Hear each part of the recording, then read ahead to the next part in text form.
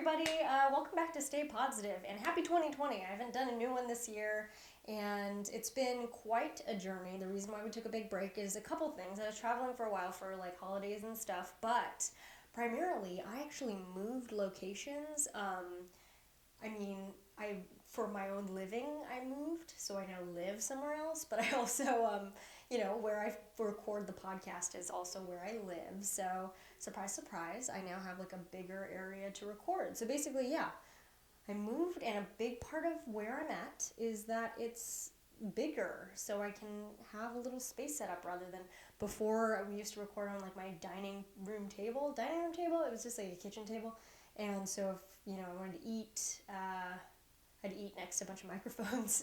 Anyway, so now I don't have to do that anymore. It's remarkable. I've got my own little corner here. So get excited. If you're watching this on YouTube, you can already see I've got these cool turquoise chairs that I ordered online, and they got delivered, and I put them together because I'm good at construction.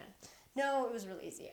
Just screws. You're just screwing in legs to chairs, nothing crazy. So yeah, now I've got matching turquoise chairs for me and my guest, and same old microphones, but a new table. So I'm very excited about the upcoming guests slated for the year, but today we have a very special guest. It's a friend from college, so one of those. He's very multi-talented. I think what's really fascinating about him is we get into all sorts of topics because he sort of just does everything, which is fascinating. For one, he recently won the American Beatbox Championship. So he's actually the champion of beatboxing. He clarifies what that means, because I think for a lot of people, maybe we don't realize what goes into beatboxing battle and like who's who and what. Anyway, so it's really exciting because that's a big win. He also works in podcasting. He works in like writing and all the things that I think feel creative, but also he brings his unique twist to it. So I don't know, it's just a fun conversation. One of those people you can talk to about everything. And we've known each other for a while, but he happened to be visiting Los Angeles and California for like the first time. So of course I had to say, hey, take a couple hours out of your day and spend it sitting in a chair with me. So anyway, it's a fun interview. I'm very excited for you guys to listen to it, and I won't delay it any longer. This is Devon Guinn. Let's dive in here. Hi, Devon. Thanks for coming out. Thanks for having me. Thanks for coming on the pod, I'm excited. You're a bit of a podcast expert, so you tell me what I should be doing besides not being ready with equipment when you arrived. Hey, I feel like there's always equipment troubles. And I almost never actually record podcasts. Like, I always edit. You're on the post side? Yeah. Got it. Or like research or whatever kind of thing. Cool. And I know that's like kind of your, it's more of your professional life. So it may not be your passionate life because you have lots of other skills and hobbies and things that you do. Wow. But I love what it. do you do in podcasting? Yeah, no. Yeah, what projects are you excited about? And like where you're working at Gimlet. I was before, but not anymore. Yeah. Right. And what was that like? It was good. So I, right after college, was doing beatboxing stuff, and then realized I wanted to do like just other things, and I was looking at jobs, and then one of my friends had told me about Reply All, this podcast. That's good. Oh yeah, what is that? It's like stories about the internet. Cool. So, but like weird stuff that happens. Like they like one of their big stories was there was this video that went viral of like Pizza Rat, like this rat that was dragging a thing of pizza. Classic. Uh-huh. Yeah, and it turns out like that was a video created by an artist who like creates very strange public spectacles and then waits for people to film them, and then like that goes viral. So it's like it naturally occurs, people cool, think it naturally occurs.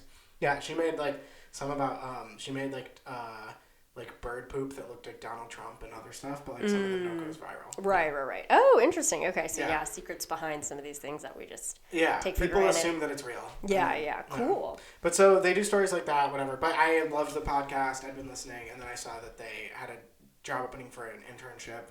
And then I knew, Simone Polana. Yeah. Right? I know Daniel had, hung out with her a lot in New York, and so that's where I hear her name a lot. Yeah. But I knew her in college a little bit, but just like, it was a while ago, so. Yeah. Haven't seen her because I haven't been in New York. Mm-hmm. Oh, yeah, that's right. Anyway, yeah, but she was working for another show, startup there, and then she kind of, like, told me what Gimlet was like, worked at Gimlet. Yeah. And I was just doing like intern stuff, researching stories, Cool. cutting like tape. Like they would interview tons of people for each story, and then like want to kind of cut it down to like just small stuff.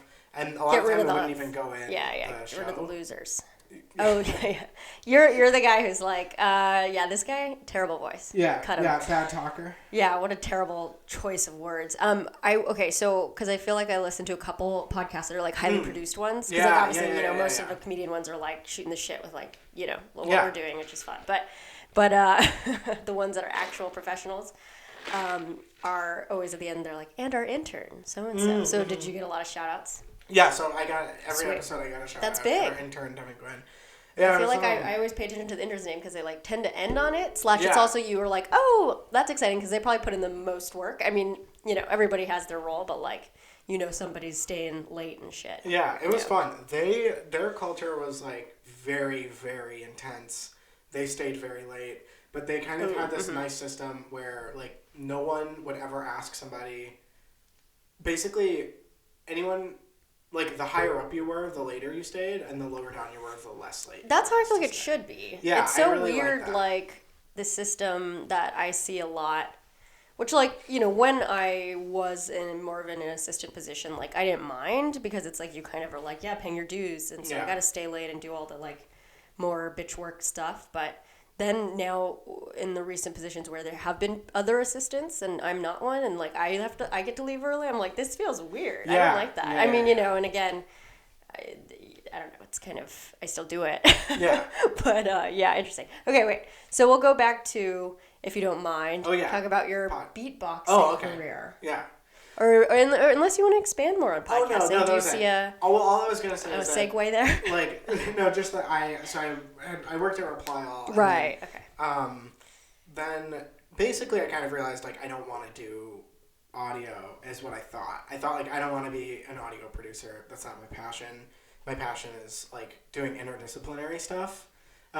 So like I would love to like I wanted to do audio production if it were like interactive or like had to do with some other thing. But I found it hard to be like just straight up like your life is reporting and like journalistic podcasting and stuff. I see. Yeah. But since then I randomly got introduced to somebody who is a super cool visual artist who just started his own podcast.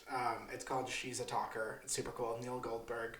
Go listen to it. Am I allowed to listen? Yeah, you're allowed to plug and pod. Yeah, but it's super cool, and he is he's a visual artist, and he interviews a ton of like New York artists and comedians and people. Cool. And he has like these really cool cards that he's been writing down like random passing thoughts for years. It's like stuff that would like go unnoticed and things like that. So just like things that he thought of that he wanted to remember.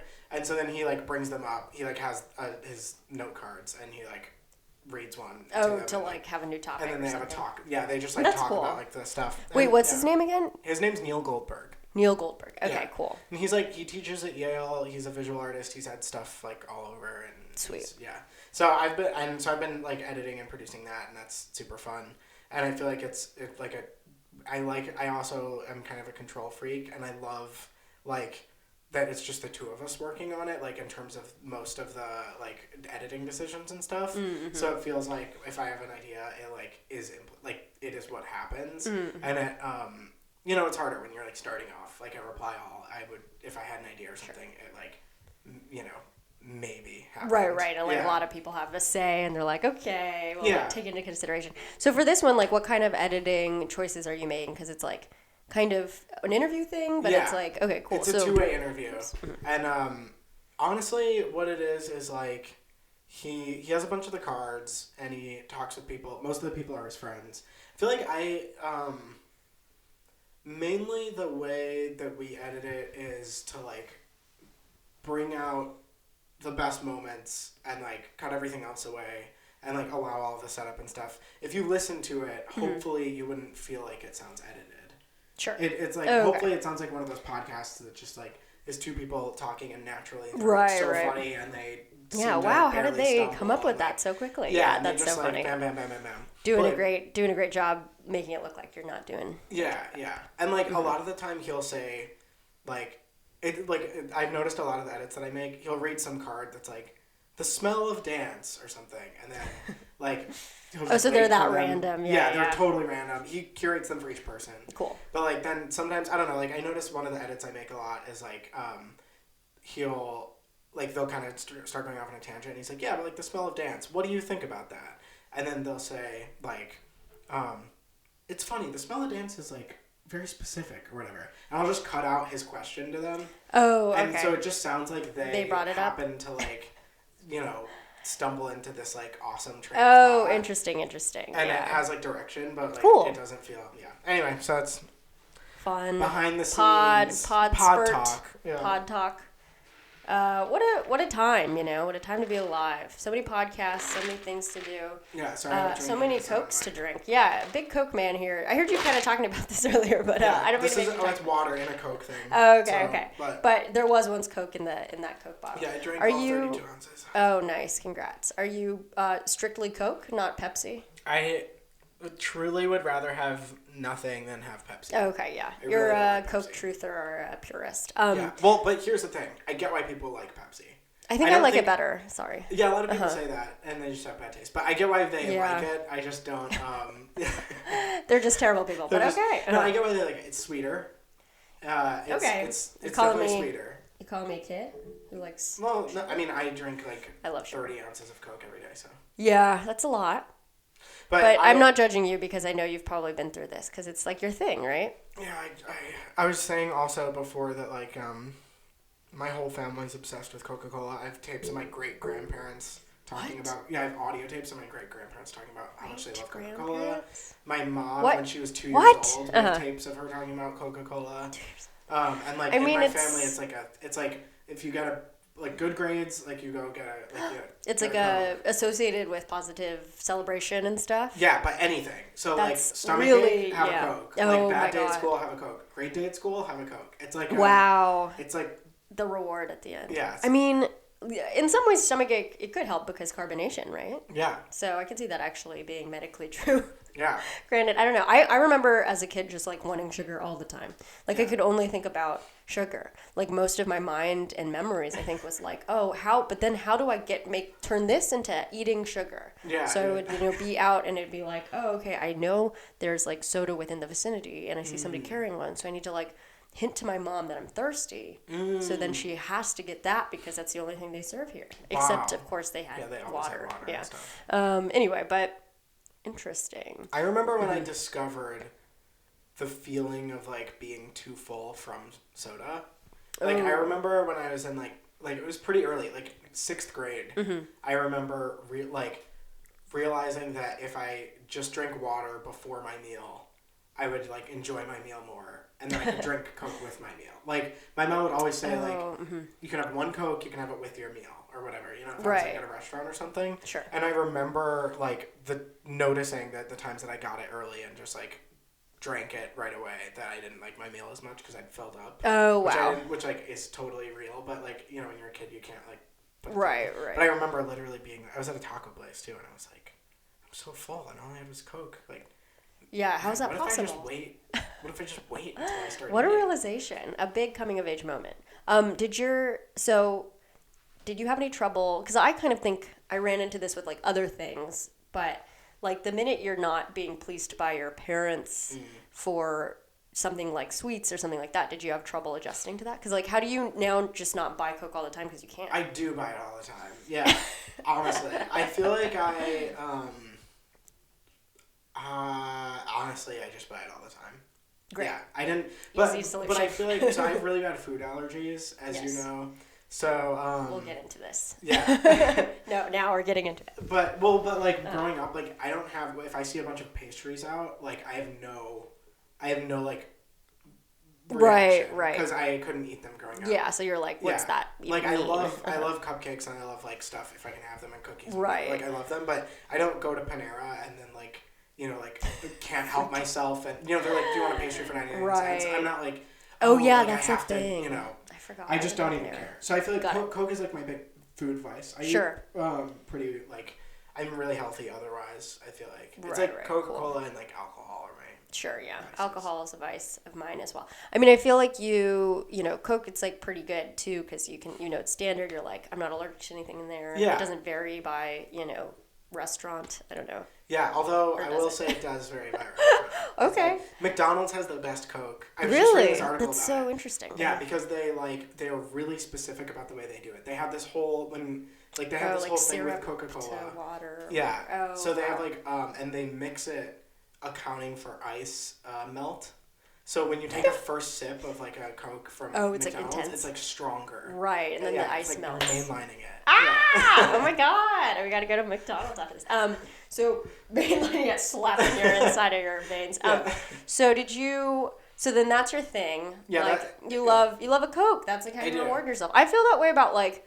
I still haven't found my thing out here, I feel like, where I will go to it if I'm like, I need to cheer myself up. Like, I feel like in college it was like, I'd get like Thai food or something, you know? Yeah. And I really liked having something like that. Like, obviously, you know, I don't want it to get out of control or something, but, you know, it's like pretty harmless and it's a really guaranteed way to be like, this is self-care, you know? Yeah. But I gotta figure out what that is right now. Because I think it would probably be like, you know, something savory because I was big into sugar, but I feel like I outgrew it. Yeah. I mean, I still love a sweet thing. I like getting little matcha roll cakes at the Japanese market out here. Yeah. Lots of fun. I have some in the fridge. You can try some.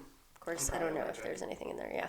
Okay, you're probably allergic. Oh yeah, so let's get back to the allergies. So when I first met you, little background on Devon Guinn here is I was his FAP proctor, meaning freshman arts program, which I think I've talked about on the podcast before, is basically when you go to college, we had a pre-orientation program, meaning before we started school, where we could like do this arts program, and like I was like a camp counselor kind of, and then you were one of my students who like we each got like 6 or 7, I don't even remember who we were like looking out for. Yeah, and you were then proctor. I was in your care. Yeah, I was in. Or you were in my care, exactly. And so then you were very, very, you know, ahead of time we knew a lot about you guys. So we were doing a lot of research on these kids, like, because you guys sent in an application. So, like, what kind of art you're interested in. That's why we ended up calling you Brick Face, because you sent in, like, a self-portrait or just a painting with a brick face. Yeah, it was like a drawing of a dude with a face of bricks, I feel. Yeah. So then that's It's sort like of like, face that was unzipped our and now easy bricks. way to, oh, nice. Yeah. Okay. I gotta revisit that. But I feel like it was a good way to, so we would like come up with nicknames for people to be like, oh, here's a good way to know who that is if you can't remember their name. You know what I mean? So you're still Brickface in my contacts, actually. But anyway, so Brickface. Then also we knew, you know, you're a beatboxer. We knew that you were a visual artist, all these things, already talented. And then we also knew about like medical stuff. So like a lot of allergies. But like, I don't know if I think a lot of people in FAP had allergies, and I think because, you know, my non-allergy privilege, but I, like, didn't know that many people could have that many allergies. Like, I don't know if it's because it's, like, artists or, like, or, like, Harvard, or because it was just, you know, I don't know, but I just felt like per capita, lots of allergies. Because you weren't the only one. Like, every year there was someone, and I tended to get them for some reason. Well, maybe not. Maybe everybody had one. But it was, like, tend to get the one where it's, like, there's 7 or 8 things you gotta look out for. Oh, yeah. My year, there was someone who... She was allergic to a lot of things and would have a lot of, like, flares because, you know, the dining hall wouldn't cover it for her. And then she finally just, like, left the school because she was like, they're really not taking care of me. Yeah, she, like, went to Stanford. Wow. It was crazy. Anyway, but yeah, so you were very calmly able to teach me how to use your EpiPen in emergency. Yeah. Which was impressive because I was like, man, I never had to think about this. You know, imagine having to, like, teach some brand new person and be like, my life might be in your hands. Yeah. It is funny. I feel like even now, like, even now, I, like, have to have a conversation with people. Like, a lot of the time, if I go on a roommate, but my roommates all know about it, but, like, I go on, like, a roommate trip or whatever every year. And you have orientation. Yeah, well, and literally we'll get to the place and, like, I'll get around and I'm like, all right, guys, sorry, super quickly, like, just so you know, I'm going to have my EpiPen on me. I also have an EpiPen in there. If anything happens, like, just do it and, like, just do it. Yeah, and, like, it has instructions on there or whatever. It's kind of funny. And no, that's great. Does he have the... about it too. Oh, it's yeah. Like, but she she's like allergy certified. She used to work at a coffee shop and like got an allergy certification or whatever. So she's like perfect. super Yeah. Well, great. A match made in heaven. Yeah. Lovely. I know. So then with the EpiPen thing, it's like, well, so one of my cousins, like she never really had allergies to peanuts, and then like one day she did. Does that? Yeah, because they that's change. weird. They do change. And so now she has an EpiPen. But like the first time you're just eating like you normally would, and then she had to go fly out to the hospital or whatever. I don't know. Fly? No, I mean fly in the metaphorical sense. Yeah, she was the one who took down Kobe. Jeez. Oh God, I might edit that out. I'm gonna take a sip of this. Here. Yeah. I'm bumping and doing all this sipping. Don't worry about it. With the EpiPen, well, okay, so here's my situation. I only have ever grown out of allergies. So when I was a child, that's great. I had I was allergic to citrus fruit, eggs, nuts, all seafood, all shellfish, dairy, a bunch of grain, like oats, like barley. And, damn, this is the stuff. whole food pyramid. Yeah, just tons and tons of stuff. And then how did you not die as a baby? I mean, did they know? Yeah, I guess literally my mom would feed me something like broccoli. She would feed me something new, and then my entire body would turn blotchy and red and stuff. Yeah, just she would take me to the hospital, and until you're at a certain age, I also think the technology wasn't quite whatever. Sure, at the time. yeah. But until you're a certain Decades age, ago. they can't do the tests or something. Sure, yeah, it's not worth it. Yeah, it doesn't make or it's inconclusive or something. I don't even know. Yeah, they're like, this is still a forming body. We don't know what's going on. Yeah, so I think she gave me a bunch of food. I think she might have even had a day in the hospital where they said, bring him in, figure out all the foods you want to give him. And we'll do them. And we'll do them in a row. And then at least just give them to him and you're right at the hospital. Yeah, and just so she fed me a lot of I think rice and chicken was okay and other stuff. And then slowly I started growing out. I grew out of my milk allergy, which I think 80% of kids who have a milk allergy, it's 3% of kids have a milk allergy, but then they grow out by the time they're 16. Oh, okay, wow. Yeah, and all this other stuff, and now it's just all nuts and peanuts and then shellfish and raw eggs, which doesn't come up that much. No Rocky cracking an egg in the smoothie anymore. None of that. Can't and be no doing old fashioned with an egg cracked in or whatever. Oh yeah, the egg whites and the floaty do toppy thing. Yeah. Can you do a over easy egg, or is that kind of risky? I don't do it because it's so easy to just have it's so easy to just have there be some weird amount of stuff not cooked. Or right. Some weird thing. So I just don't. Over easy. Yeah. Too over easy. Yeah. Overly easy. Yeah, that's a good one. Yeah, I wonder. Interesting, but that's good that you can still eat eggs, and then plus rice and chicken, that's everything. Yeah, I feel a lot of people ask me how I eat anything, and it's I just can't have stuff with nuts in it, and I don't eat shellfish. Yeah, and who's eating that anyway all the time? Yeah. I don't even like nuts. You're not missing out. Fuck nuts. Fuck nuts. Fuck those nuts. And then also, because I'm so I eat rice so much. Because I grew up eating a lot of rice, and I have a rice cooker now. I'm just fucking cooking up rice every day. I just got an Instant Pot. Oh, congratulations. Yeah, I have an Instant Pot as well. So does Daniel, our friend who helped us with the wiring and technology today. And who lived with me. And then and now I am the new Devon by taking in this lone wolf, sort of homeless man. Yeah, I really hope he gets this shit together. But yeah, I would say you can cook rice in an Instant Pot, right? Mm-hmm. That's great. I can't believe people who don't have a rice cooker or an Instant Pot in their, in their vicinity. I have to say that I eat a lot of boil in the bag rice.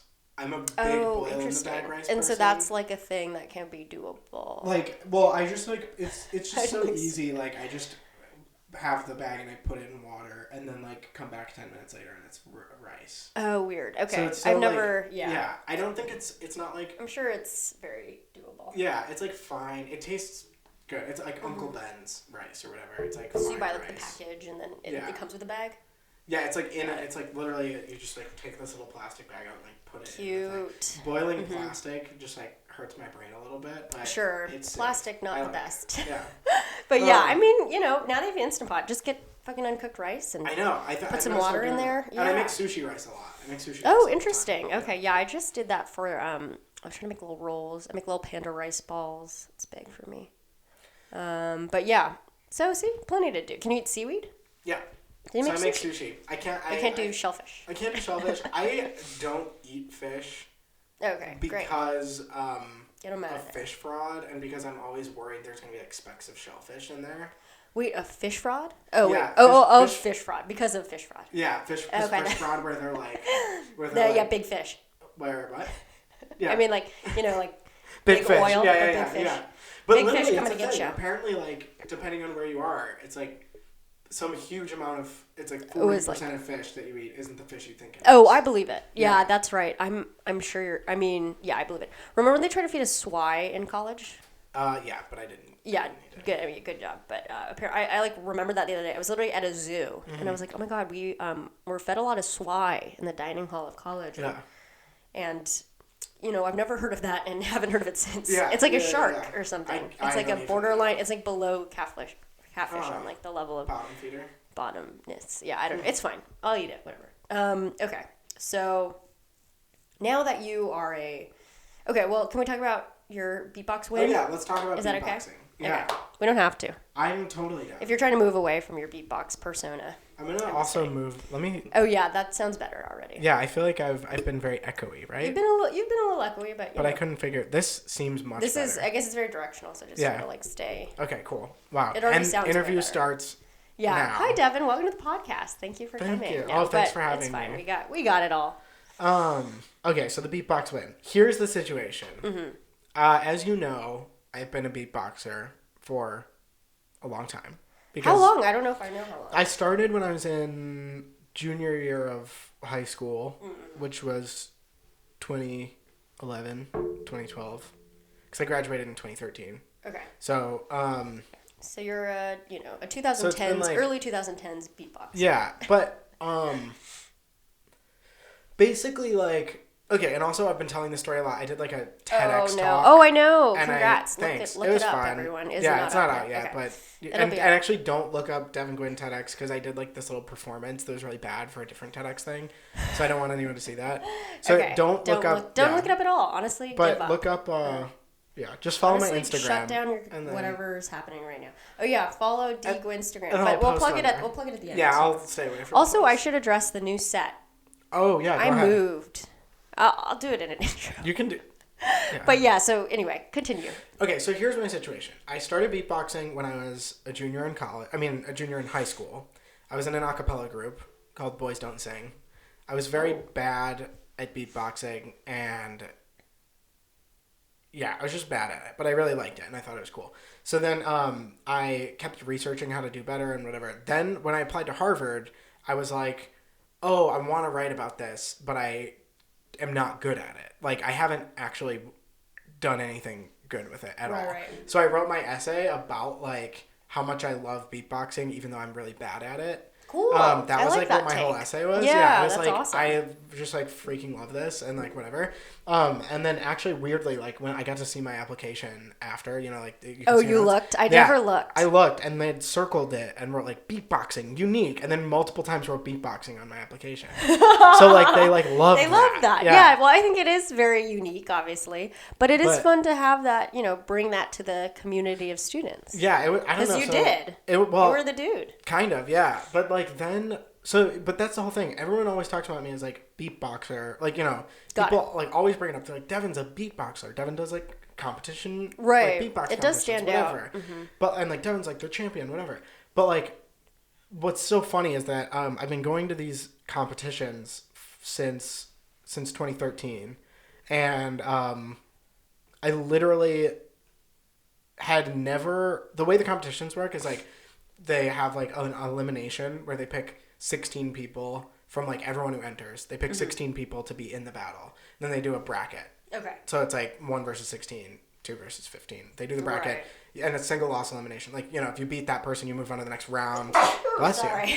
A little beatboxing. Yeah, yes, I was just trying out that on you, so it's pretty good, right? But, like, anyway, so I literally never won even a battle within the thing. Like, But you qualified in the first place. I qualified to get in But multiple, within like, the- to, like, 12 different battles over the past, like, 6 years. Wow. So I'd been like, I'm going to the Midwest beatbox battle, like going to the American Championships, going to like East Coast.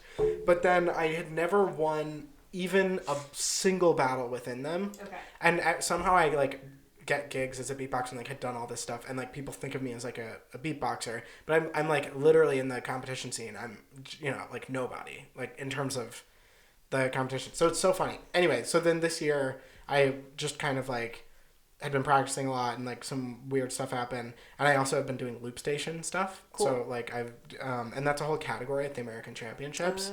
Got it. And then it turned out that I was the first alternate for the American Championships for Loopstation, and then somebody dropped out like kind of last minute. Then I made it in as like the bottom seed. Yeah, I murdered her. Yeah, that's awesome. I literally, her name's Verver. Right. And she lives in New York, and I like went to her house in because you're like, listen, you got to fight to get to the top. You know, you can't be making friends. You're not here to make friends. I'm not here to make friends. But yeah, it was so weird. So somebody so it was like this whole fluke. Then I had to like get ready really quickly. And then I ended up like beating the number 1 seed and then the like number 2 seed or whatever and winning the whole thing. Wow. So now that's so exciting. I get to like say that I'm the American champion, which is cool. Amazing. The American champion, Devon Guinn. Yeah. Oh, but that's a big of title. Loopstation, because there's also Solos, which is arguably more prestigious, and Anthony Audicle won that one. He's super cool. Well, yeah. I forgot his name already. Anyway, no, but that's awesome. So it was so like yeah, lucky. how validating. It was like so random. Yeah, all that stuff is though. I mean, like as much as you know, it's it's about luck and skill, and like you were ready to go, you know. But also, like, yeah, all the things with those award contests, things like that, like, even with stand-up, there's, like, I find competition so silly sometimes because, like, everything is so different, and that's, like, not, like, even if I were to grade a couple, like, sure, I think some comics are my favorite, but I kind of feel like that's just my taste, and I'm not there to say, like, they're actually the better ones. Totally. But I just, like, I gravitate towards their comedy more or something, and so I think it's, like, so funny when there's competitions, which I think it's a great way to have exposure. Titles are fun, like, being on lists, all those things, but, like, at the end of the day, of course, I think everyone on them always feels a certain sense of like, I mean, it's just because I was in the right place at the right time. Right. Or the person who was deciding, you know, happened to be a fan and who knew, right? And like... That's so true. That's the case, but it also is, you know, there's truth to it too. I think it's just about, at least, you know, then you have that kind of validation and then that feels like, okay, then other people will be like, oh, well, if they think that, you know, he's American champion of Loopstation or whatnot, then like...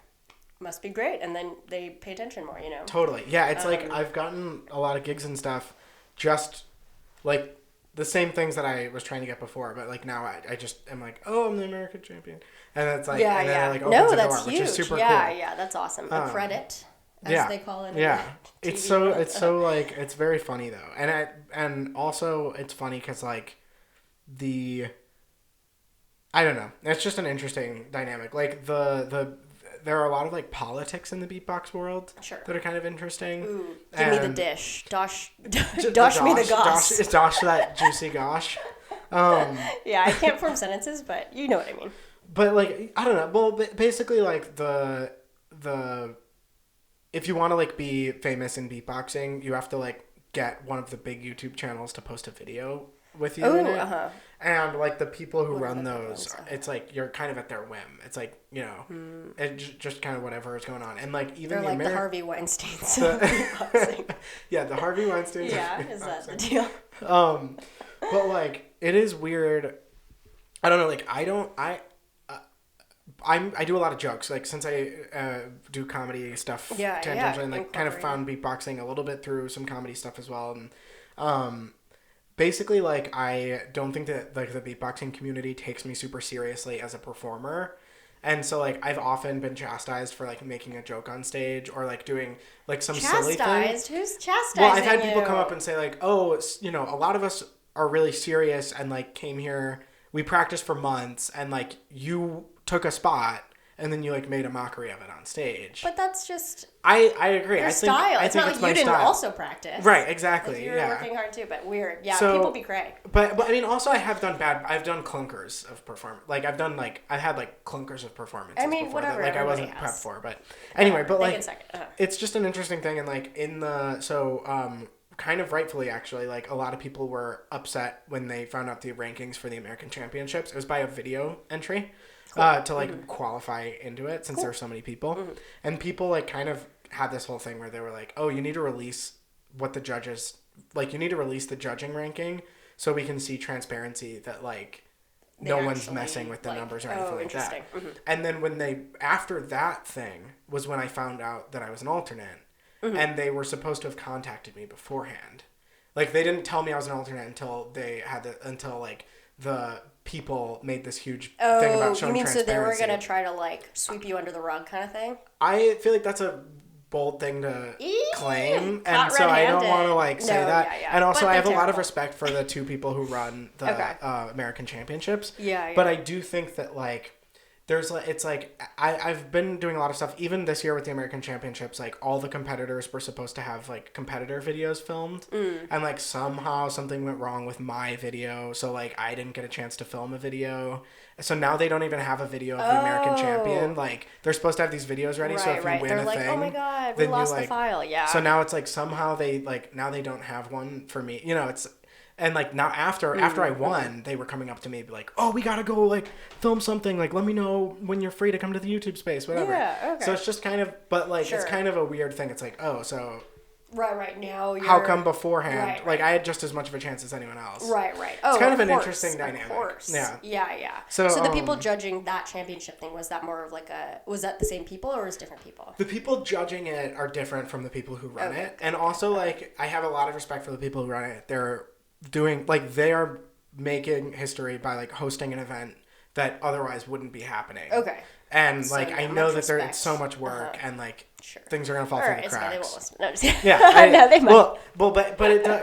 It's kind of, it's just interesting, like, when you can kind of feel yourself being, like, overlooked. Sure, of course. And I mean, what a fucking, it's already hard enough. And I think too, like, it's an interesting thing because I think everything has politics, and I think there's, like, meritocracy, like, doesn't really exist. It's just hard. Yeah. There's so many people and so many talented people in general, but I think, like, even with comedy too, there's, like, certain people who kind of feel like they've been, slighted or something in certain areas. And I think sometimes it is true. I think, like, in certain areas, sometimes I'm like, I wonder if I wonder how this certain selection is made, like a list or a, new faces thing or, like, something like that. That's a really big thing. But then I look back, too, at all the... And, I mean, like, this is more specific to comedy because there's just such a, like, certain milestones that people like to hit. But now it's changing so much because there's, like, Netflix didn't used to exist. And so now obviously everyone wants to be on Netflix. But, like, if you didn't know what Netflix was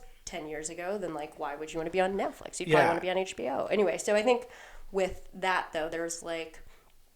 I noticed just, like, all these comics who I really look up to who, or have been doing this for a long time and really talented. Like, they even were looked over back at that stage. Yeah. And so to me, I'm like, okay, that's actually really comforting because, like, I don't know if they were actually looked over or if they were just, there's just so many talented people and they just didn't make that cut because of, they just, 20 people already were good. Totally. Yeah. Or maybe they had, like, a bad show or something like when somebody was there watching. Yeah, or like, just, like, the wrong connections. And then it's like, well, they did fine. So I guess it's not necessarily as finite as it feels in the moment. Yeah.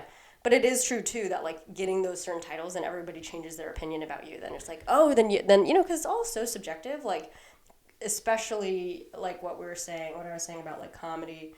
It's like your taste is so swayed by, like, stuff I wish I wasn't swayed by, but it's like, the way somebody looks, the way their voice sounds. Totally. That stuff that's not within their control, like, even can sway you and whether you like it or not. So hearing before someone goes up, they're the champion or something like that, it can actually, like, open your, it, like, opens your audience up to being like, this person's going to be good. And then you'd have to, like, meet that expectation, obviously, but it's like, a little bit less than, like, what's his next guy, Right. So next, like, up we've got some weird. dude. Some dude we picked up off the street. Yeah. But anyway, I don't know what exactly I mean, but it's just all those things are, like, I'm increasingly realizing that though we all feel snubbed sometimes, a lot of people, like, I don't know, a lot of people are, and so it's like, it's fine. Totally, yeah. Well, and I think it's interesting in the beatbox world too, like, a lot of people have the feeling in the beatbox world. First of all, it's so competition based. There are almost no opportunities for performance, like, that naturally occur with other beatboxers outside of the battles. Like, the battles are the main way that most beatboxers interact with other beatboxers. Okay. So Yeah, it's that's not tough. like they don't have like shows where it's like 10 Right. people Like, hi, and it's there's a no showcase. competition. Yeah, no, for Which is sure. kind of weird. But like it is funny because a lot of us have the feeling we'll go into a competition, have been practicing for months, like go in and just lose like the first battle or whatever, something happens, like either we didn't think we should have lost, or maybe we totally thought we should have lost and it was like embarrassing, or what, Sure. like we had an embarrassing thing, but that and we're like, oh man, and you only get 1 minute and 30 seconds in the battles. It's like very wow. fast. So or Yeah, you have yeah. 3 minutes, but it's like 1 minute 30, 1 minute 30 Right. back and forth. Sure. But anyway, so it's really funny. A lot of us will have that experience and then like a week later have a solo show for something, or like be opening for some a cappella group or musician, and then like destroy the show, like just do such a good job at the show. Right. And we're like, oh yeah, like when you're performing for other beatboxers, of course you're going to feel more self-conscious Sure, yeah. than when you're performing for like, I'm sure it's the same with stand-up. Like if you're like in a room of someone's all in the crowd. stand-ups, Yeah, it's just yeah. or Oh, like yeah, terrible. or like it's like ugh, like Right. know. So it's kind of funny. It's like if it's like most of the times that most beatboxers perform is only in rooms of other beatboxers. Yeah, which is that's so terrifying. Strange, yeah. Very like, yeah, that's like everybody's a beatboxer's beatboxer. Yeah. So yeah, that's Anyway. true. Like I definitely have done shows recently where people will be like, "Oh my god, so great, that was awesome," and then I realize like they're like, "Oh yeah, this is like my third comedy show," but they like never go see it. So you're kind of like, "Oh, I mean, still happy that you said that." Yeah. Also now it makes me feel like I'm not as much, Yeah, it's like yeah. their taste might be a little bit different. Very fun. I was shocked. Okay, I don't know if this is positive enough of a question. I mean, it's totally fine. The show is called Stay Podsitive, Yeah. but we're supposed to talk about everything. Everything. I'm just curious, like, because I go to a lot of comedy in Brooklyn, Yeah. and and I do some shows mainly as like a musical guest or something like that, Oh, sweet. and it's super fun. But I feel like everyone in Brooklyn kind of has this view that like if you go into Manhattan, it's like gonna be more. There's gonna be a lot more sexism and like racism. Oh, and, how like, funny. kind of Yeah, like, yeah, right. Like Clubs. yeah, like club Louis comic. CK Like, stuff. Uh-huh. yeah, exactly. It's and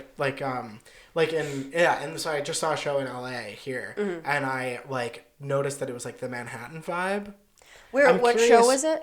I don't want to say what the show was. What part of the city was it? It was in Was like it in- downtown. Okay, it was like at a bar. Was it a brewery? Oh, at a brewery. Oh, okay, I know which show it is now.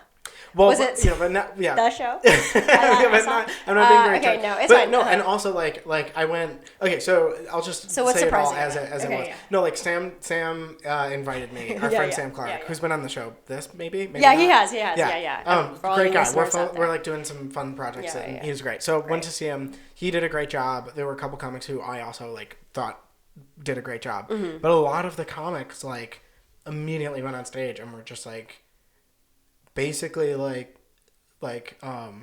so like the problem with my girlfriend, right, is like she's a total bitch, or like they were just Got 'em. immediate. Yeah. It was like Yeah, it was just what a classic opener. like somebody opened with like don't you hate it how like the hottest girls, no, I hate when hot girls are also photographers, because then you go on their Instagram and it's all their photography. Like, I'm not on your Instagram to see your photography. Yeah. We love it. Yeah, but I was just like if that had been at a show in Brooklyn, Right, people they would have would, been like- like probably close to booed off the stage, or Right, like I'm sure. visibly like we yeah. have rooms like that out here that are, I guess we could call it like the alt scene, and I think Yeah. that's maybe what Brooklyn I feel like is Brooklyn. considered. I almost like- exclusively go to alt. Sure, yeah, and I do a lot of alt shows out here, and I think it's like it's pretty funny because there's like also the thing as comedians too, where you kind of like think those shows become a little bit too performative, like Performatively alty. yeah, because there's a lot of like somebody will go up there and be like, oh, and then like if I were to go up and be like,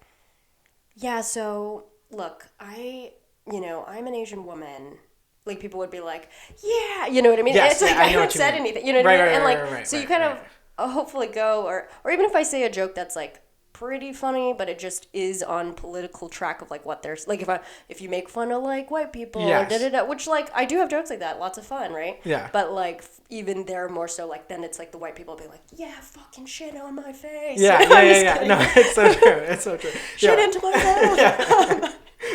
White people say that all the time. I It's mean, so they crazy. love it. No, I'm just Yeah. kidding. So I definitely think that's a little bit like it just what it is it's like you just want to do different crowds. Yeah, and then, yeah. And then I guess you know, you can, if the ideal thing is you're able to do both that crowd and the Manhattan crowd or whatever. Right. I don't know, but I've heard the same thing even from like comics who are like, that's mainly their audience is kind of an alt crowd. They're like, ooh, it's actually kind of like not rewarding to go to say Brooklyn and like perform because they know it's gonna crush, and then they don't get like better. they don't get. That's interesting. And like maybe I don't know, like a lot of people, I don't know what people do comedy or do anything for, but I think if you know they're in the state of like, oh, I want to really like reach out to people that I wouldn't otherwise connect with, like then the challenge is like going to the Midwest and like everyone goes there, you know what I mean? And I oh god, go to the I Midwest have like I have like a terrible story from a friend or some friend said like, he said there's a comedian who went and did a show somewhere and he went up and did like this is the opposite of Brooklyn where he went up and said like,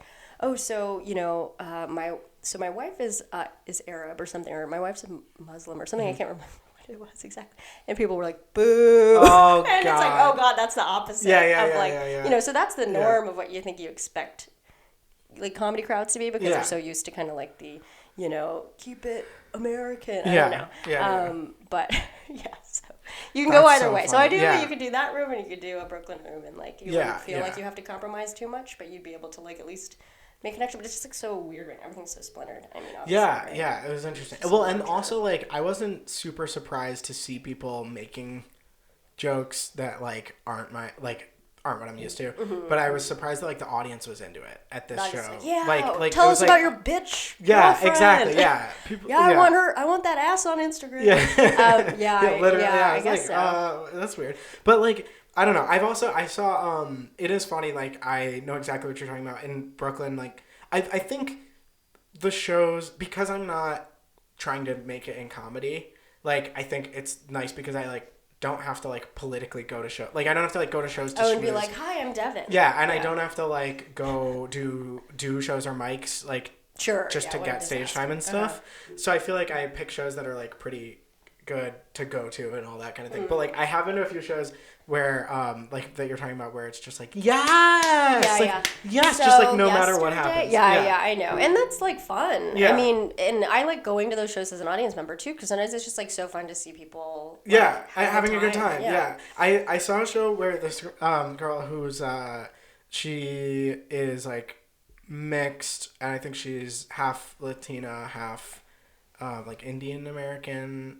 But she's from a specific part of like Brooklyn that has like a similar makeup. Yeah. And her set was all about how much she loves gentrification. Mm-hmm. She was like, I love gentrification, like whatever. And like all of the stuff was stuff that like no other comic could, you know, like people, the vibe of the room was like they weren't particularly nuanced jokes, and like they weren't, you know, super funny to be honest, but the crowd was going wild because she was like, because of that thing where they were just like, we support, like she would throw in one thing. She's like, I mean, I still hate white people. And everyone's like, and she's like, but I like love gentrification. Like, I don't care if my like, you know, whatever shitty like store gets talking. And people, I know. But anyway, but I feel like I feel that way about beatboxing. Like anytime I beatbox at a stand-up show, like I just automatically get like sort of attention or laughs or something. Like I can do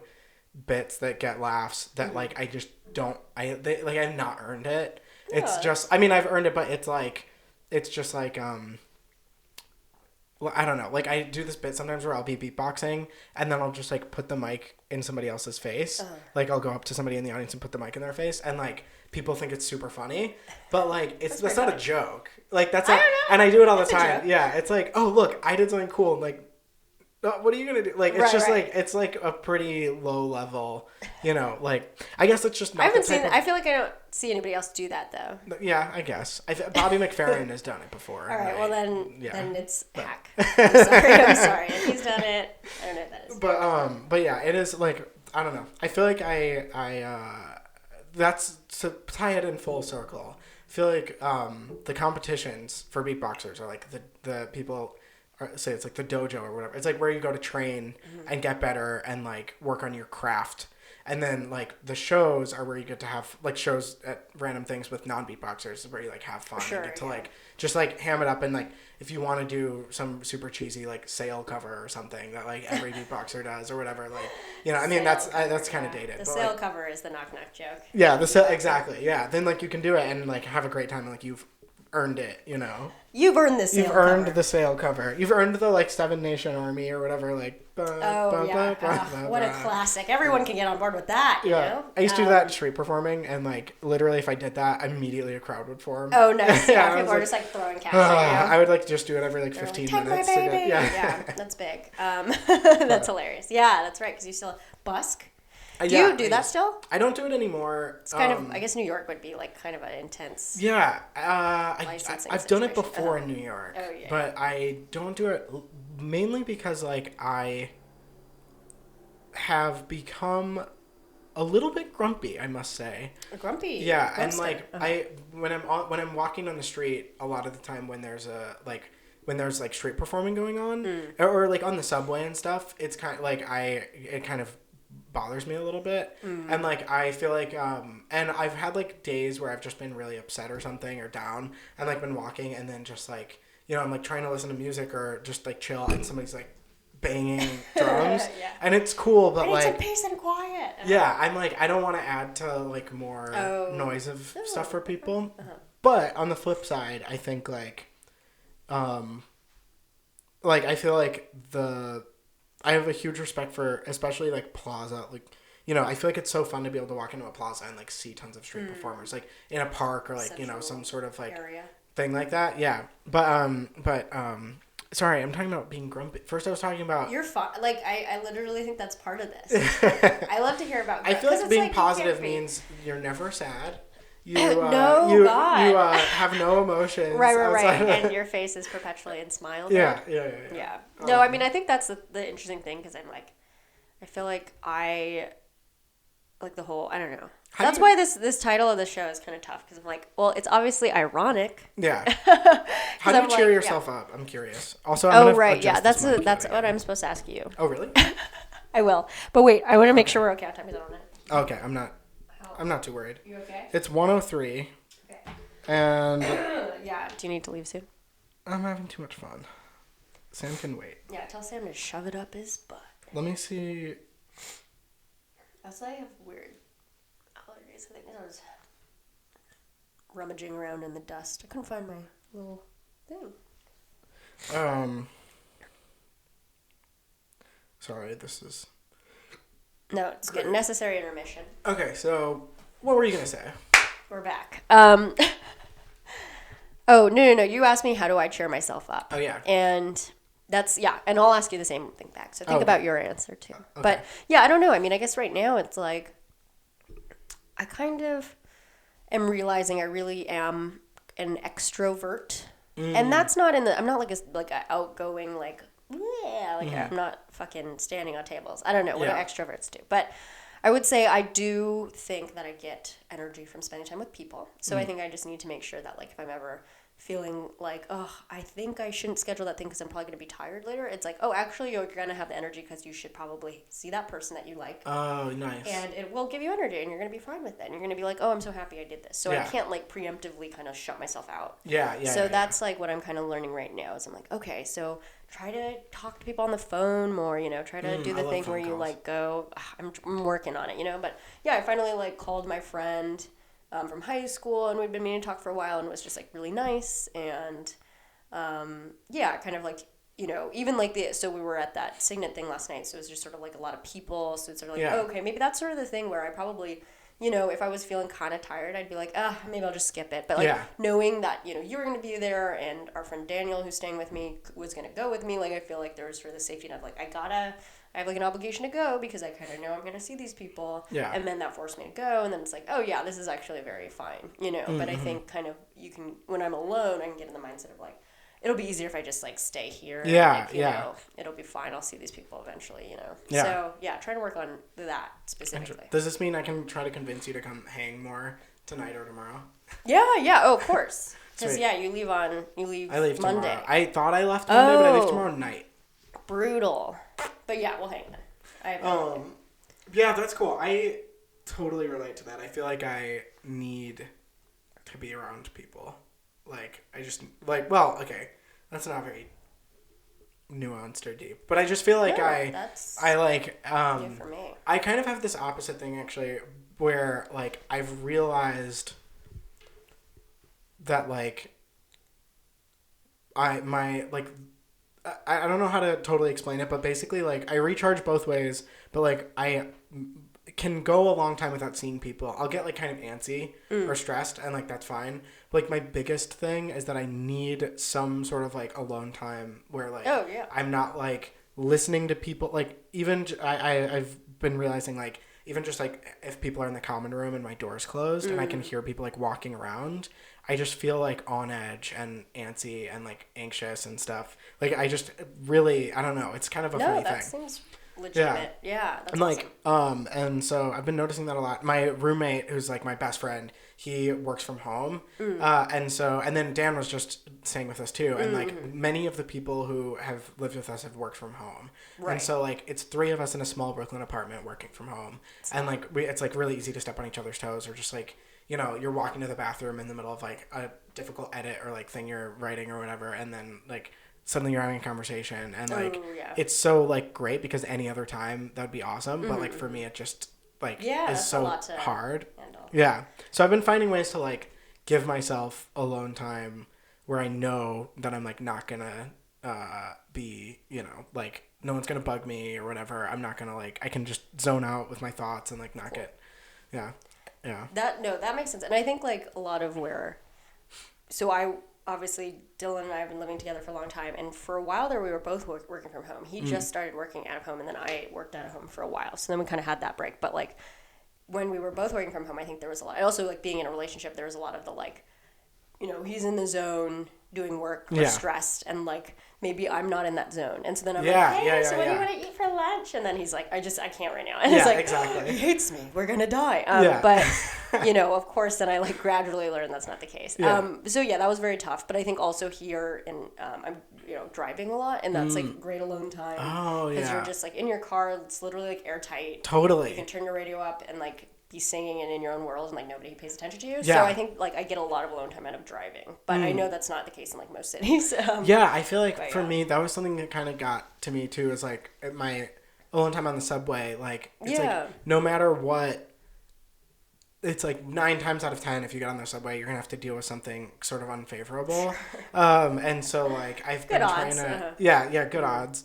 So I feel like I've been figuring out ways to, like, you know, mitigate that of, like, I don't know. Also, I got noise canceling headphones, which was huge for me. Ooh, yeah. Like, that was, like, my splurge self-care purchase. Yeah. That was just, like, you know, and it's really changed my time too. Even, like, in my house, if people are over or whatever and I'm, like, trying to chill, then I'll just throw them on. Tune them out. Yeah. No, that's brilliant.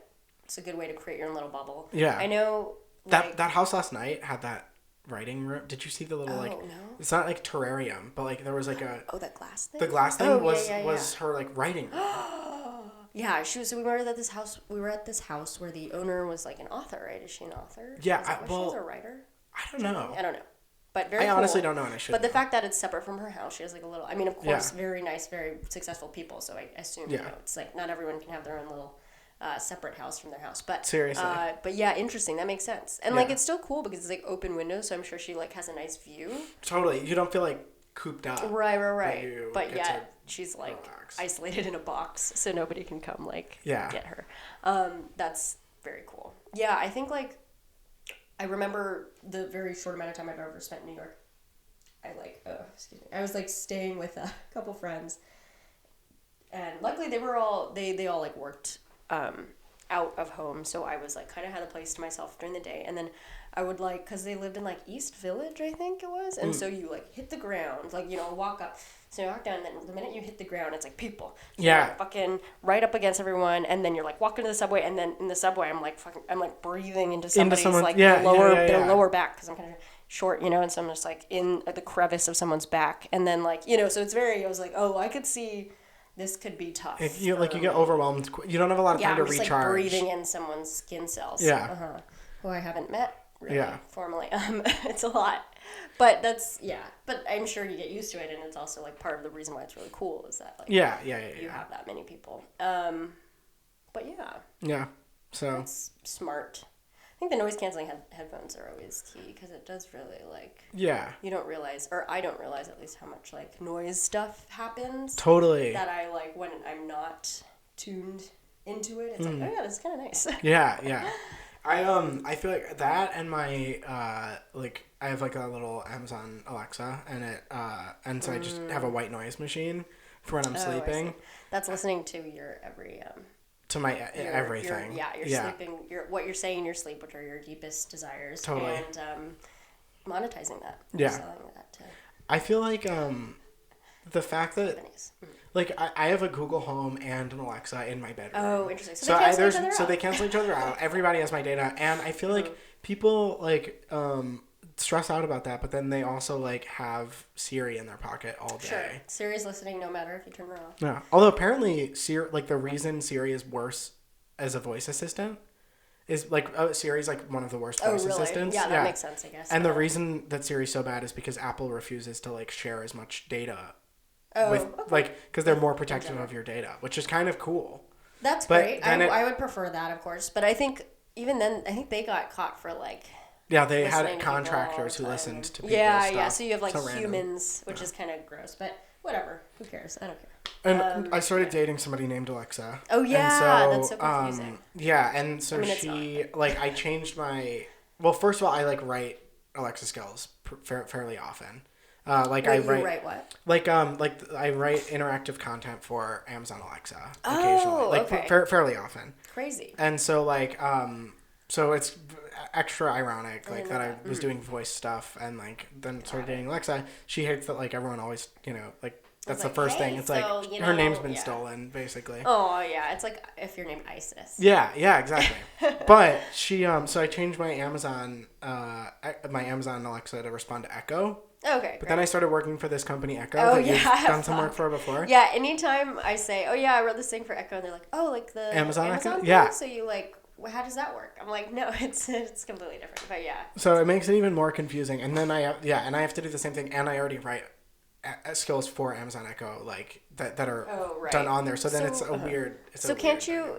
there's no way to just be like, can I call you, like, Joseph or something? You can't pick it, but you can have Amazon or computer. I think it's either Echo, Alexa, Amazon, or computer. Oh, I see. Just change it to Amazon. I think maybe computer. I am thinking of switching to Google Home. So because it responds more naturally to me, and it kind of gets me more. Hey Google. Yeah. You get me. Is it okay Google? That's how you get it, right? You can say hey Google, okay Google. Cute. Yeah. And actually I bought my little Google Home from Dan Citron. Who's our Google ever-present. Yeah. Fun. Yeah. That's big. Yeah. What else do you have? Evergreen questions? Oh, yeah. So we did the cheer up thing, so that covers a lot, honestly. But I guess, like, okay, have you had... if there's anything you want to also bring up, totally fine. But have you had a low point? Oh, a low point. Yeah. Sometimes I ask this. I don't know. You don't have to answer. Good question. Like, recently or what? Sure. Whatever you think. I feel like I have a really good low point, but I can't talk about it on the podcast. Okay. So I'll tell you off air. Okay, but I do have another low point. Do you have an I feel like my low point. I'll get real on here. Okay. Like I have been like figuring out when I graduated from college. I like was doing beatboxing stuff. Then I went and did podcasting and whatever. Been like, kind of like figuring it out. It's been like kind of a mix. Still so fresh. A lot of people that we know decided to go like the money route and like then they're gonna like fund their art stuff presumably later. They're like, I'm just gonna work on Wall Street for 5 years. I'm gonna make a bajillion dollars and then I'm gonna be an artist. That's fair.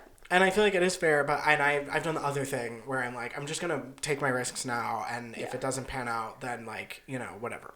In 3 years I'll I think that's Going actually back. the right choice. I feel that way too clearly I'm because that too, but like, well, my fear is like if For I'm reasons. like Uh-huh. 28, 29, 30 and like haven't kind of gotten stuff together in the way that I would like to like be more stable and all that, right. then like that's fine. But if I do it if I'd done it the other way, then like I would have just been delaying that decision for like 5 years, like Sure, yeah. And then also, like, you're young.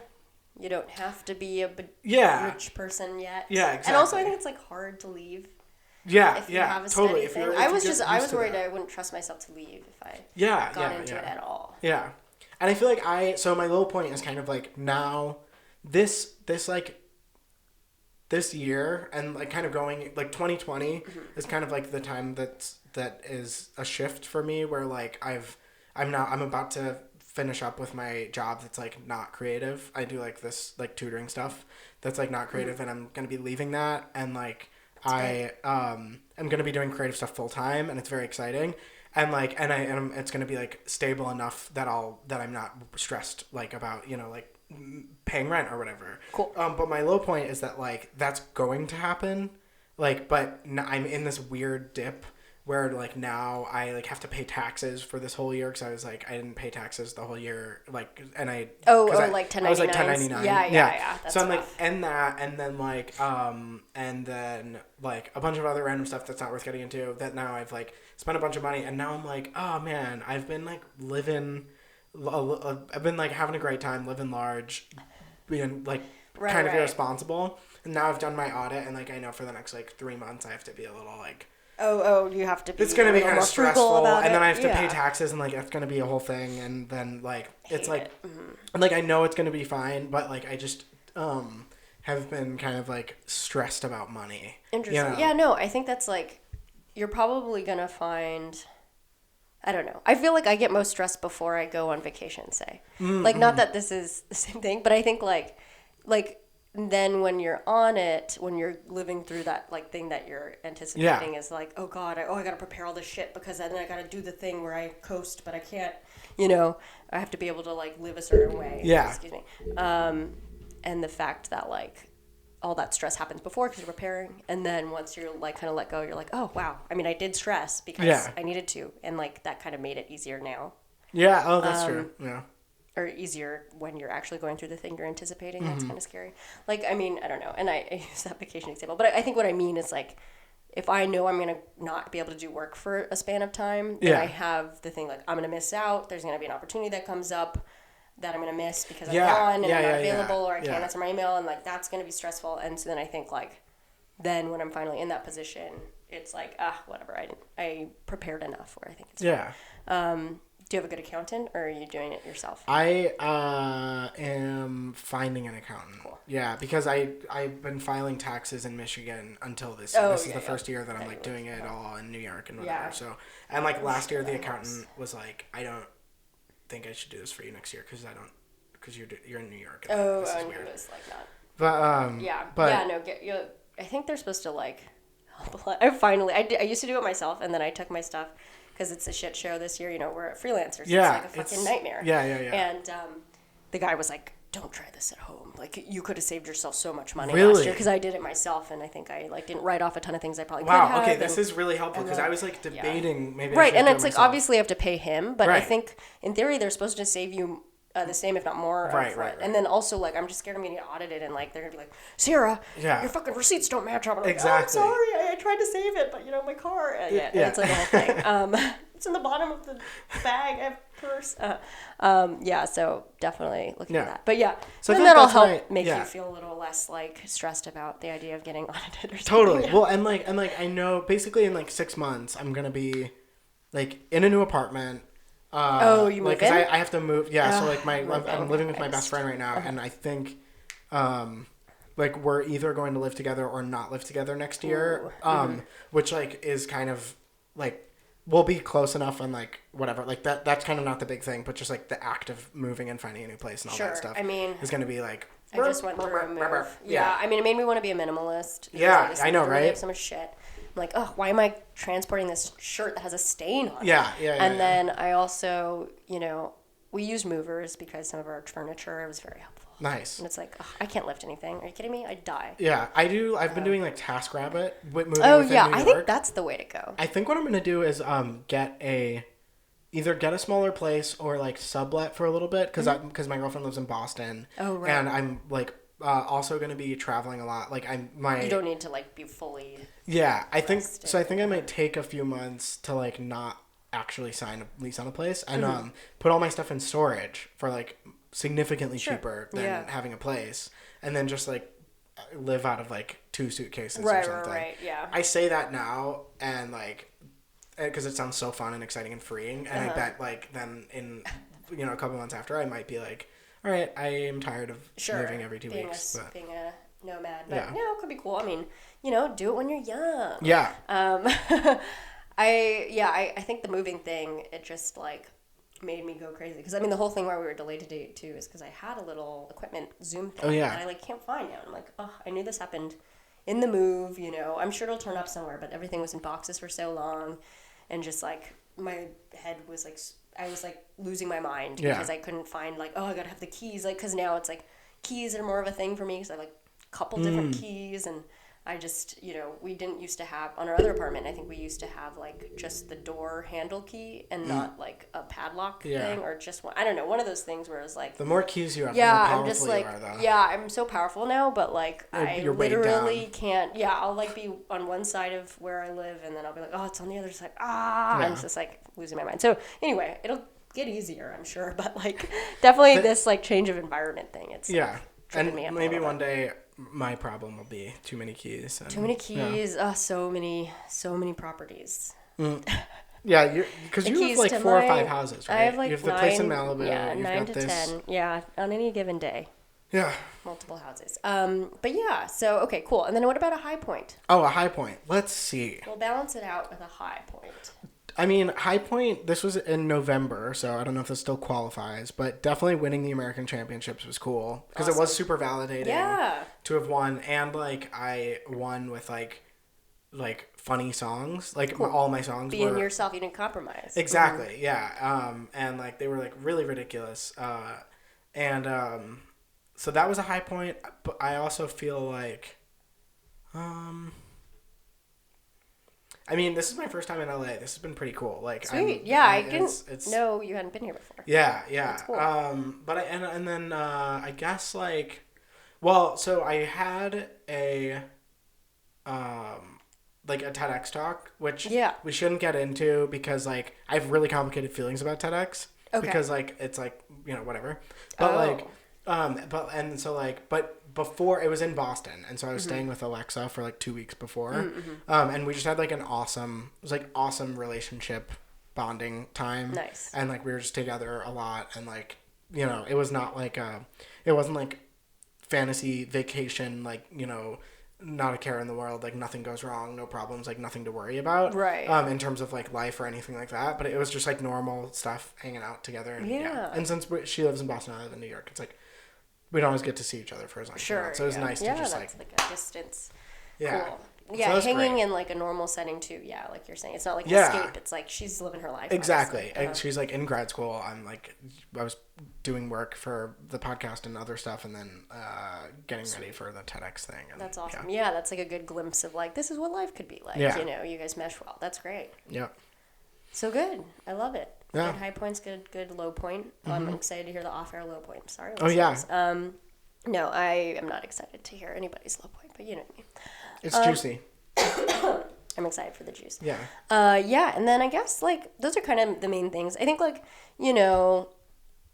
a quick, if you have like a quick pick me up too, because I know we talked about hanging out with people or having alone time. Well, like but something is there that like I a used go to pick myself up. Well, but also like we did talk about Coca Cola, so it could be that. But. Okay, I feel like I have like a list of things that I do. Like I have like a list of things I go through. First of all, my hangover cure is, or it's not a cure actually, and I don't even think it helps me, but it like is my like comfort food. Okay. Yeah, I do it when I'm super hungover, especially on the weekend. Like if it's a Sunday, is I like cook. I make like steak and mashed potatoes. Oh wow! And that's intense. Yeah, it's like really fun. Mashed potatoes. Well, I say mashed, but it's a baked potato, and then I just mush it inside. I put it in a bowl. Yeah. And then works. I cut it Smashed. open and I slice it up and then I like Right. smash it up inside and put like thing. stuff in it. Yeah, I put like sour cream. Sometimes I just do sour cream, salt and pepper, and then like eat every bite of steak with some of it. Nice. And then sometimes I do like bacon and cheese and sour cream and Nice. stuff. Yeah. Ooh, wow, that's like involved. And It's you make involved. the steak too. And I make the steak too. Yeah, I'm just cooking in a cast iron skillet. Oh, nice. Yeah. I'm a big cast iron person now. Yeah. I mean, I don't know if I can claim such a thing, but we do have one, and Yeah. I'm really getting into the whole, like, you gotta scrub it, but you don't use soap. Yeah. It's like a real, like, it's kind of high maintenance. It's kind of high maintenance, but I love it. But it makes great food. Yeah. So I feel like great. that's like my pick me up for hangovers, which I'm not hungover that often, but like Right. You're every an once in a alcoholic. while, yeah, it's just like every day or so. Yeah. But like then I feel like so my roommate and I, like, I grew up not playing violent video games at all. Mm-hmm. I played like very tame, like racing games and Yeah, like whatever. yeah. My I mom love really a didn't cute want me game. playing like anything like Right. that.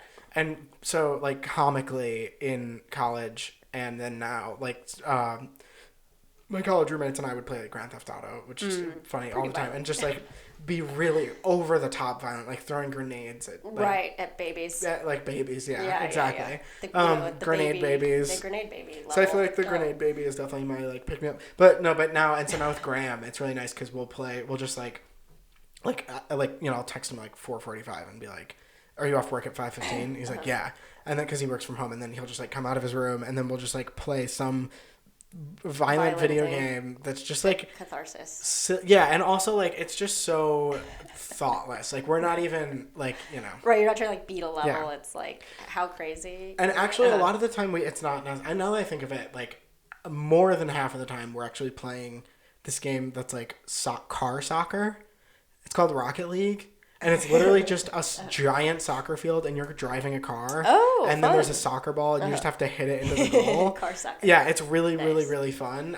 So actually, now that I think of it, like it's not. That's doesn't not that have to be violent. But Yeah, I didn't yeah. even play video games growing up that much. So like, Right. they've been a fun pick me up. Like, and Graham and I just catch up about our day, and like Oh, that's fun. It's Yeah, really what a nice. fun thing to look forward to.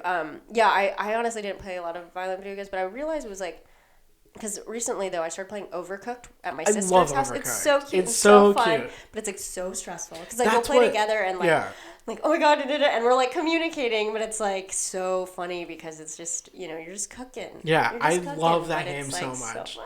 Yeah, I like to play as the raccoon. There's a raccoon. Oh, interesting. Yeah, one time like it defaulted to like the cat character, which I'm not like I don't really like that character. Yeah. I nothing against cats. I'm like what? And I like Character's a literally little weird. couldn't play with that character. Like I like kept forgetting You're that I like, was the cat. yeah, So yeah. I was like I would never be that character. And I like couldn't I thought I was the other. It was like so weird That's how really important funny. it was what character I picked. So I Yeah. like to pick the what did I pick next? I don't know. I was like the octopus at some point, but it kind of nice. looked weird, so I was kind of like, this is weird. Yeah, I love Overcooked.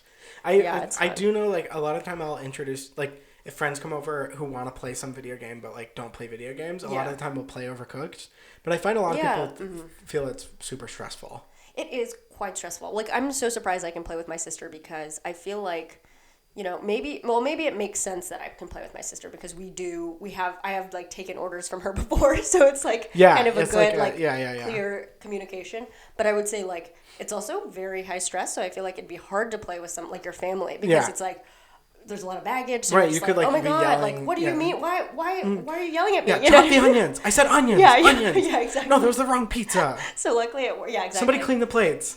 Yeah, God, get the plate. No, come back. Yeah. Throw the bread or the flour. Yeah. Anyway, but yeah, I think like I guess it does work out fine, but I could see it being hard if like we didn't get along or something was going on. Like it would be really hard to play. But I'm glad it doesn't like stress us out more when we're like not talking or something. What if Right. it was like, yeah, things are going great, and then we had like a really bad session, and Yeah. now I just don't talk to my sister anymore. That'd be really sad. That would be Not worth Grandma it, and I have a honestly. good dynamic like where we, especially in Rocket League, since it's like 2v2, like we're the only two players, and I feel like we're equal level, so or like equally good and bad, and like so we'll just make really really dumb mistakes and like Yeah, score but- on ourselves and stuff, and also we'll like make like super amazing things sometimes. So I feel like we are in that game we're like very just like chill about it and like have a great time.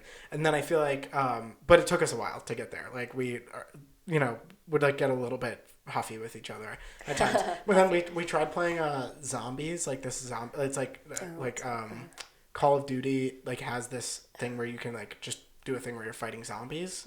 I again never played this growing up, but like they have a zombie mode, and we tried playing that, and like it was too stressful for us. We were like you know. Yeah, I bet. I remember I went to a family friend's house and she had that Resident Evil game, and it's like a horror movie, but you're playing. Yeah. And I was terrified. Also, Slender Man was another one that was popular. Oh, that scared me so much. Yeah, and I was like, I can't even move my thumbs. I'm so scared. Yeah. So this is not going to work. But like to subject myself to that, I was just so surprised people like that. But also kind of, I mean, it's like watching a horror movie, but even worse. Yeah, I played one called Subnautica where like you're.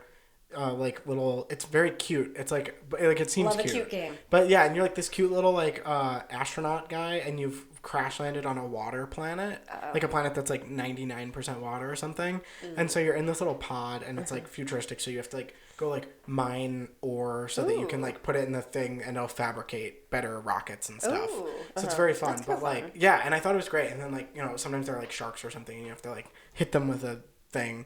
But then as I started playing more and more, like you go deeper into the ocean, and then you'll like look up and there'll just be like a giant squid. And I got like I literally would be like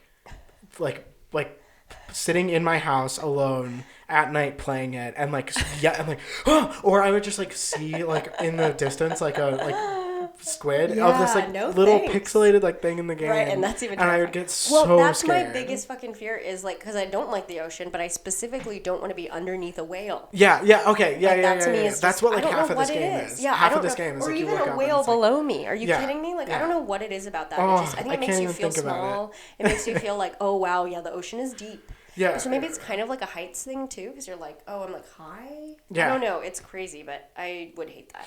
Yeah. And it's so funny because like that's like my style of getting scared. It's like this game's supposed to be cute, and yet it fucking scares me. Yeah. I got that with Minecraft a little bit too. Actually. Oh, I never played that. Sometimes like you'll go into caves, and like even though it's literally blocks, you'll go into caves, and then you'll hear like whoa, like whoa. And then you'll turn around and there's like a zombie behind you, and they're not scary looking, but it's the feeling of being like snuck up on. Right, and you can hear it, but you can't see it. Yeah. Oh, that's terrible. I mean, I even we used to play Kingdom Hearts. I've never played it. So it's like a game where he's like a little. I mean, it can be scary. I think scarier than like a cute game, but it's still kind of for kids. And then also it was like Disney themed. But they like ruined some of these Disney things for me because it was so scary, and I couldn't play. Like I had to have my sister play, and then I would sit next to her and like watch and like give little like suggestions. But I was like terrified. I wouldn't want to touch it. And there's also just some of these ones that like, oh, I know it was a Nemo. Like I think I rented like a Nemo game.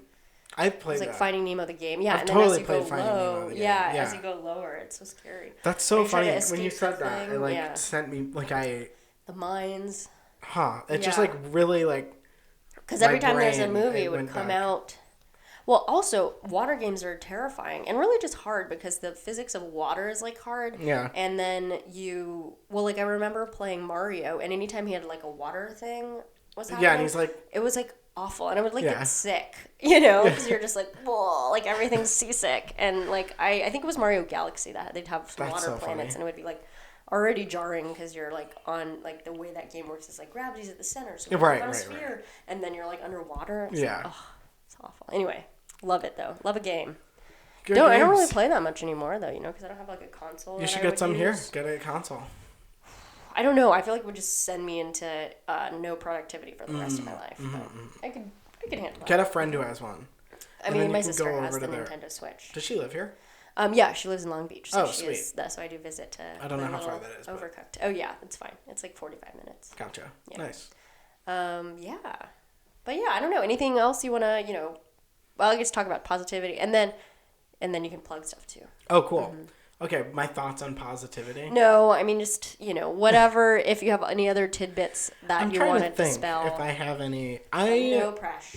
I feel like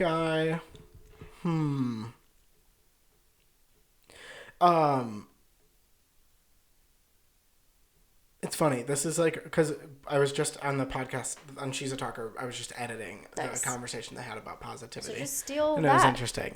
Well, Neil, the host, was saying like how so he has a card that he wrote down. You know, he has like these cards, and one of his cards was like political action as. This isn't positive, actually. Now that I think about it, but basically, it was just like political action, like as a hedge against regret or something like that. Like he'll use. I don't even know what that means. Basically, like, and I'm butchering the card now, but like basically, he was saying like sometimes he'll get politically active, literally just so that he doesn't regret not having helped. Like later, not having like at least tried. Yeah. But I feel, and so then the person he was talking to was like, "That's super pessimistic," or like maybe that's just optimistic. I don't know. Okay, let me think. My positivity thoughts. Well, I just feel like I'm someone who like is generally super optimistic and positive, but I'm very grumpy. Like I get very easily thrown off, and like I easily get like set kind of in a bad mood or like feel grumpy or like annoyed at things, especially small things like chewing noises or like weird, like that kind of stuff really throws me off. But I feel like I am overall like super positive. Like anytime people are telling me about like projects or whatever, I'm like so excited for them and like want them to like, I like feel like all my friends can achieve their dreams and like all this stuff, and I'm always like trying to, but I don't know. So I feel like it's been interesting, especially like in now like being in a relationship. I hadn't really like whatever being like in a serious relationship and stuff, navigating the thing of like being kind of like sort of like obsessively positive and like optimistic about stuff, and like always trying to make new plans and like starting new projects and like wanting to learn new things and all that stuff, but then also on the flip side being like easily sort of like grumpified. Irritable, maybe. Irritable. But honestly, I don't think they're like opposed. Yeah, I don't think so either. But I mean, I feel like for sure being in a relationship, that does push your limits of like how much, where are my limits, because I'm actually like in someone's space a lot more. And like hanging out with somebody a lot because you like them, obviously. So that makes sense. But then it's like for sure. Then you start to see things that you wouldn't normally see in another person because you're like dating them, I guess, right? And especially in this, because you guys are long distance, it's like when you visit, you probably spend way more time together than you would even if you were living together. Yeah. So I don't know. I mean, I think that's totally normal. Like I've noticed even myself, like if I'm feeling irritable because of, not necessarily because of anyone around me, I'm like way more likely to be like, what the fuck did he say it like that? Yeah, or like exactly. He had to leave this here, and now it's messing up my entire life. This is why everything hasn't worked, Yeah. And it's like, it's always like, oh yeah, of course I, I'm feeling that way because it's literally has nothing to do with it. Yeah, but like it's literally like, just that time, and you're feeling like a little stressed about something else. And, totally. But I do get the fact that you are a super optimistic person, fun person to be around. That's why people are like. Yeah, I feel like it's very clear that, some people do operate out of a world of abundance, you know what I mean? And I feel like that's kind of where I see you. Wow, a world of abundance. You see a world of abundance instead of a world of... Oh, that's true. Yes, no, I see what you mean. Yeah, totally. Yeah, I'm like... Instead of like, that means if your dreams come true, my dreams can't, that's the opposite of that. I don't know what that means. Yeah. World of scarcity? I guess. I feel like, I've been trying to be less irritable so that like that can be, I don't know, just like I feel like a lot of the times that I'm feeling irritable, it's because of some small thing that like if I acknowledge it, then it goes away. Like if I just think about if I'm like, you're like, why that's am what I was feeling this worried way? about? Yeah. Interesting. Do you know what that tends to be? Is it like, I realized I was grumpy because they put the I feel like I've noticed that a lot of it is literally just like having too much noise. It's so ridiculous. But like if I like if I'm like out well, it doesn't really happen if I'm out somewhere else, but like if somebody's like, smacking food or something in my ear, or if I'm like somewhere and people are playing like music on their phone or whatever, or like the subway and people are playing music on their phone, like I get so angry about it, and it's not like a normal reaction. It's and I know a lot of people have the same thing where like when certain noise triggers make them like literally angry. Cool. I mean, that's cool. You know that about yourself. Yeah, and literally, I've like a lot of the time, I've just been like I'll be at a coffee shop and somebody's like talking really loudly on the phone. I'm getting really upset and like mad at my work and everything. Sure. And I'm just like, wait, if I just go somewhere else, or like take a break for 1 second, step outside, and come back in, it's like fine. Wow. Yeah. Yeah. So that's been cool, Okay. and I've also been trying to unrelatedly like talk to strangers more. Like I've been like striking up conversations with people if they naturally occur, like. With like in the airport or cool. like at bars and stuff too, and yeah. So that's been fun. And that helps. Well, it's just like I guess that's like less about being irritable, but more about just like trying to be open to like. Right. I see what you mean. Yeah, it's fun. Like I don't know, I feel like I have been trying to adjust my thing that like a lot of people just want to have like fun and have a good time. I don't know. Yeah, and that's a good way to like be like, oh yeah, I guess we're all just kind of doing the same. Yeah. We're operating in the same world and with the same. Yeah. Positive intentions. I mean, well, so interesting. Back to the noise thing. It's like this is kind of a theme. Obviously, you're working in audio. I know. And then right? you're like, it's so weird. You found salvation in your noise canceling headphones, yeah. which is clearly. But yeah, and it's cool that you're able to pinpoint like, oh, okay, that's what's getting to me, because that's what the like diagnosis is like the first. Yeah, the first hurdle, step. and then you can kind of go from there and like figure out how to address it. But totally. Yeah, interesting. It's very I love weird. it. Yeah. I love it. You know. What's going on in your own brain. What's going on in my brain. That's big. But yeah, and then just the fact that like, yeah, you're clearly tuning into your own, like, I have heard that that's kind of an introvert thing. It's like if you are, like, because I try to take one of those stupid quizzes to be like, what am I? I don't know what I'm, and I think I was like in between, right? But like, I think a lot of the questions they ask is like, do you get easily like distracted if there's noise happening? Mm-hmm. So then like, can you work in like a loud space, or do you like to work in a quiet space? And like, interestingly enough, I guess that they find that to be correlated. I don't know. Oh, interesting. I don't know. This is like a stupid quiz online. But. Yeah. I also feel like I'll often go to coffee shops. This is like really extra, but like I'll go to a coffee, like I can, as long as there isn't a specific noise that I can like a specific like recurring thing that I can like that I hear, then I'm good. So like I'll often go to coffee shops and then put on my headphones and play there's this website that does like different kinds of like white noise. One of them is like coffee shop. So I'll go to a coffee shop and then play audio of a coffee shop. Yeah, you're like, so this that is a better nothing coffee like shop. can cut above it. So like if somebody's on the phone, whoa, or if like someone's like sort of clinking their spoon on the thing, like ding ding ding, whatever, then like it just doesn't. I don't notice it because it's just like part of the sea. Yeah, and then then I'll just like enter my brain zone and like flow state with work or whatever. Yeah. So you're like simulating more coffee shop on top of your coffee shop. Yeah. That's either I need to like cut out all noises, or I need to add enough that like the noise doesn't bug me. Right. Yeah. Just sort of like normalizing whatever is happening around you. Cool. Yeah. Well, I feel like it's sounds like you have an audio brain. I think so. Yeah. Is that a thing? Beautiful. Well, I mean, if those are great additions at the end there. I wasn't sure if you felt like you were gonna say anything. And no, I love it. Hey, no. Mm-hmm. Yeah. So, anything you want to plug? Okay, things I want to plug.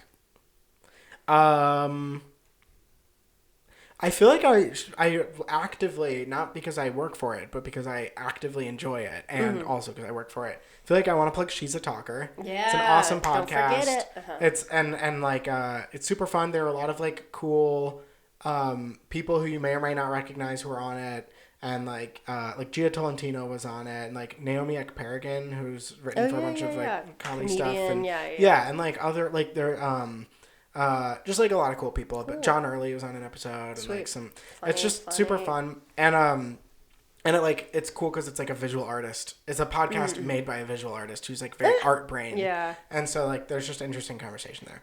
And that's great. Yeah. So, and then I want to plug my Instagram, which is right there, because D Instagram for all you audio only kids out there. Oh yeah, that's right. Yeah, I forgot. I'll put it in the thing, but yeah, D Instagram. But honestly, I've been trying to post more. Right. Especially now that I kind of had that beatboxing thing. Yeah. I'm like, I don't have the other things that you need to like start doing stuff. Like I don't have videos online of myself. Sure, I don't okay. have like, I don't have like content and stuff to like, if somebody says like a lot Send of me time your people will be like, send me packet. something. Yeah, And I like don't have anything. Okay. So I've been posting stuff on Instagram, and that's Yeah, my main cool. spot. Yeah, And, that's your portfolio. And yeah, and then honestly, Coca Cola. I want to plug Coca Cola. Yeah. I feel like something I'm just gonna acknowledge in case anyone cares is like Mm. I feel like Coca Cola is a big company. By nature of that, it is evil or has done evil things. Yeah. I'm aware of it. And You wanna there's no acknowledge ethical their consumption evils. under capitalism. But you are a So- Coca-apologist. So yeah, but well, I'm not. Yeah, yeah, this generation snowflake can just get over it if they don't. Hey, No. snowflakes. Yeah, I don't know. Melt over this. who was complaining about comedy being too. I can't believe that he was on that stage and he said that his girlfriend was the B word. Yeah. But yeah, no, I understand that you're acknowledging that you're not totally blind to their evils. Yeah, but I will say this. I want to plug. I want to plug getting a frozen Coke. Like next time you're in a gas station or something, just go get one and it'll cheer you up. Wait, that doesn't. Oh, like an icy? Icy. Oh, okay, yeah. Yeah, go to a gas station. I love get to a get those at the Coke movie icy. theater. Don't get like cherry or whatever. I like to do split cherry and Coke icy in the movie theater. I respect it. I think that's great. I don't see respect in your eyes. Really? But, I respect it. It was a little bit of jealousy because I used to be allergic to red 40 dye. Oh, you're a lot of fucking people are with weird. me. It's like a weird one. No. Yeah, And a lot I of people believe- have it, and I they'll think do I've red heard 40, and then they get like hives all over. Yeah, they're so like red 80 on my face. if you haven't It's like a ever jack- had an icy before, you haven't had a cherry one, or Mm-hmm. you haven't had one in a really long time, just go with normal Coke Yeah. because you don't want to risk it. Yeah, do a little spot test on your forearm. Exactly. Mm-hmm. But yeah, those are my things I want to plug. Right. Can I get 2 red ices to dip my forearms into and see if I'm allergic? Stick one. We'll get the blue and the red. Oh, and the stick blue. both The hands blue in. can go Put both die. hands in. It's terrible. I hate the blue one. Gross. And it makes your tongue blue. It's fine. Yeah, that's true. But yeah, okay. Frozen Coke, everyone. Yeah, that's like literally. I just realized like if like I were having a bad day and somebody were to bring me something to cheer That's me the up, thing. literally it would be that, Okay, now we know. and maybe tacos, but Sweet. definitely at least that. Yeah. Yeah, I mean, throw in a little taco in there. Yeah, just mix it in. Yeah, at the blend bottom. it in. No, it's at the bottom, like with the fruit at the bottom, but taco at the Yeah. bottom. I hear that's the new thing. Yeah. No. Nobody steal my idea. All right. Well, thank you so much, Devon, and sorry for the delay and the Thanks for hassle. having This me. was a big Oh my gosh, ordeal, but no. you basically, I guess, this is the inaugural podcast at the new location. That's so you great. really I'm broke glad it to be in. here. You're my guinea pig for this new Well, location. if maybe I'll come back and do a part 2. Oh, please do. Um. People want to know what's going on. I mean, do obviously an they're gonna update. follow you on Instagram, so they're gonna know. Oh, I know what Yeah. Deep Instagram's up to. But audio wise, speaking for a long time, Yeah. come back here so that we can get more of the details. But thank you again. Yay! Aw, thanks for having me. Yeah, this was fun, Sweet. All and it was right. nice to catch up because I haven't Always really great. seen you Yeah, that much. I know. Well, I'm still getting more off air deets. Yeah. So. Oh yeah, that's right. Yeah. Yeah, my super secret. Super top secret. Yeah. So sorry. Subscribe to Patreon for the dish. Yeah, No, I don't and have I'll tell you Uh-huh. right now. So basically, what happened was